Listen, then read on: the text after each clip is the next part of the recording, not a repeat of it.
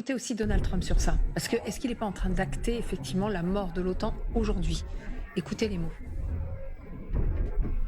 Je leur ai dit, si vous ne payez pas, nous ne vous défendons pas. J'ai dit ça il y a 7 ans. Grâce à ça, ils ont payé des centaines de milliards de dollars. J'ai dit, si vous ne payez pas vos factures, nous ne vous défendrons pas. Et ça vaut aussi pour l'attaque. Mais s'ils se faisaient attaquer, ils ont dit, est-ce que ça veut dire que vous ne nous défendez pas? Et j'ai dit, est-ce que vous êtes à jour?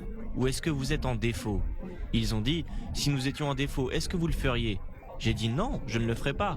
Et grâce à ça, comme vous le savez, des centaines de milliards de dollars ont été injectés dans l'OTAN. L'OTAN n'existerait plus sans moi.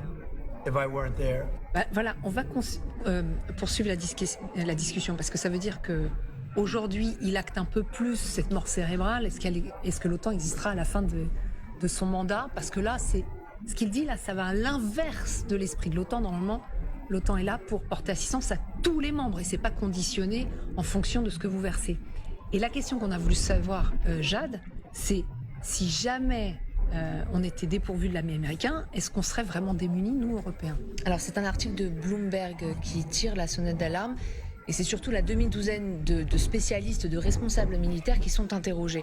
Le constat est très clair, les défenses de l'Europe risquent d'échouer en quelques semaines sans le soutien des États-Unis. En cas d'attaque, vous le voyez, les stocks de munitions de l'Europe pourraient s'épuiser en quelques jours et le réarmement prendrait des années. Selon les responsables militaires, qui parlent bien sûr sous couvert d'anonymat, faute de troupes, de défense aérienne et de munitions, les défenses de première ligne de l'Europe ne réussiraient à repousser la Russie que quelques semaines au mieux. Plusieurs lacunes ont été pointées du doigt. D'abord, le manque d'hommes. Sur les 30 dernières années, les principaux États membres ont réduit leurs troupes d'environ 50%, avec aujourd'hui 1 700 000 à peu près militaires actifs. Il manque par exemple 100 000 combattants et techniciens de pointe. Le vieux continent n'a jamais aussi bien porté son nom parce qu'effectivement, on a du matériel vieillissant et ça, les États-Unis comblent ces lacunes actuellement. 2, le manque de matériel. Un exemple est donné dans Bloomberg. Les États-Unis ont aujourd'hui 17 avions sophistiqués dotés d'équipements qui permettent justement de détecter les radars, les radios, la communication de l'ennemi. Le Royaume-Uni n'en a que 3. Troisième exemple, le manque de logistique. L'Europe pourrait en théorie intervenir pour combler le fossé financier laissé par les États-Unis. Mais le plus grand défi, ce serait de prendre des décisions assez rapidement. On va s'arrêter 1 minute sur ce troisième point.